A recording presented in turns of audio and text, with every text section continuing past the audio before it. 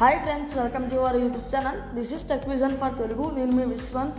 So ఈ షాట్లో మనం ఏం తెలుసుకోబోతున్నామంటే కాల్ రికార్డింగ్ చేస్తున్నప్పుడు కాదు, కాల్లో మాట్లాడుతున్నప్పుడు మనకు ఏదైనా కాల్స్ వస్తాయి కదా, చాలా వరకు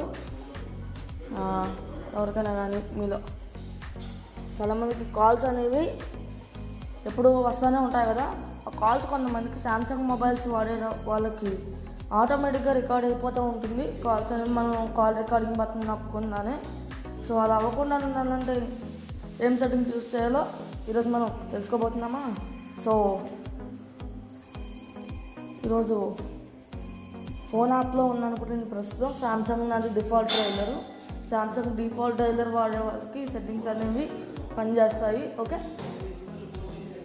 రైట్ సర్చ్ చేద్దాం. మోర్ ఆప్షన్స్ ఉంటుంది, 3 డాట్స్, దానిపైన క్లిక్ చేయాలి. డబుల్ ట్యాప్ చేశాను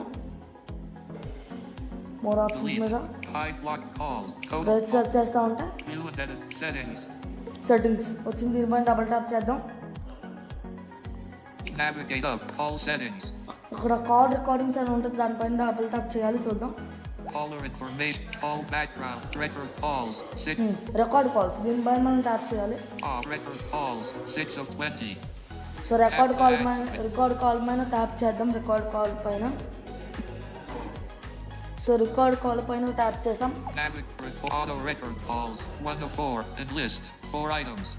ఆటో రికార్డ్ కాల్స్, ఫస్ట్లో ఆటో రికార్డ్ కాల్స్ అని ఉంటుంది, దానిపైన డబుల్ ట్యాప్ చేయాలి. సో డబుల్ ట్యాప్ చేద్దాం.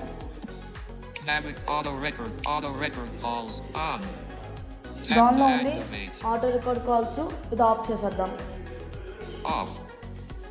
సో హోమ్ స్క్రీన్లోకి వచ్చేద్దాం. సో ఇవి ఫ్రెండ్స్ సెట్టింగ్స్. మనం కాల్ మాట్లాడేటప్పుడు ఆటోమేటిక్గా రికార్డ్ అవ్వకుండా ఈ సెట్టింగ్స్ అనేవి శాంసంగ్ డివైజెస్లో చాలా బాగా యూజ్ అవుద్ది. సో మీ అందరికీ అర్థమైంది అనుకుంటున్నాను. Thank you to all viewers. మళ్ళీ